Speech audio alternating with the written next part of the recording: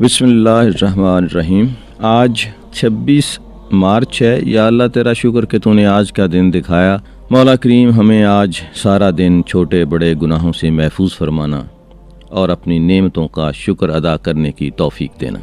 26 مارچ 1971 مشرقی پاکستان نے پاکستان سے اپنی آزادی کا اعلان کیا اور بنگلہ دیش بنانے کے لیے جنگ شروع کی۔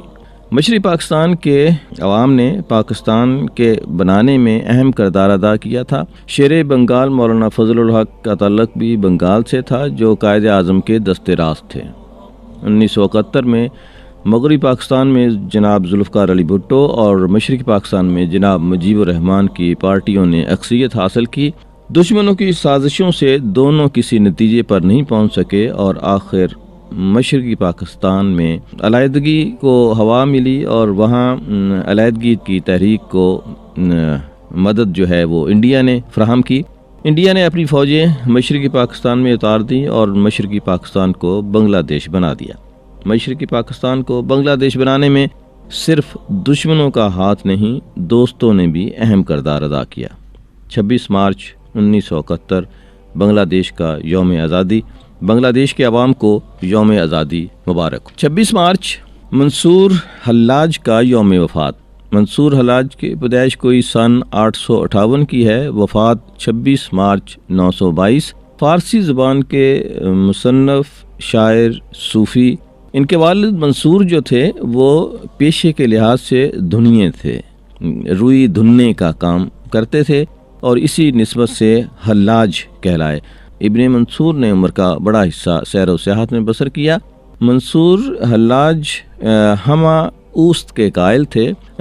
صوفیوں میں دو طرح کے خیالات پائے جاتے ہیں، ایک ہے ہمہ اوست اور ایک ہے ہمہ از اوست۔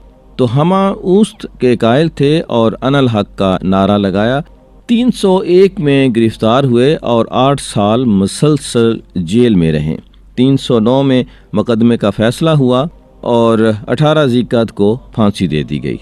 وفات کے بعد کچھ علماء نے انہیں کافر اور زندیق قرار دیا اور بعض نے، جن میں مولانا روم اور عطار رحمۃ اللہ علیہ شامل ہیں، انہیں صوفی، ولی اور شہید حق قرار دیا۔ جو ڈیٹ میں نے آپ کو بتائی ذیقعد، وہ 301 ہجری ہے اور 309 ہجری ہے، لیکن جو ان کا دن آج 26 مارچ 922 عیسوی کے حساب سے ہے۔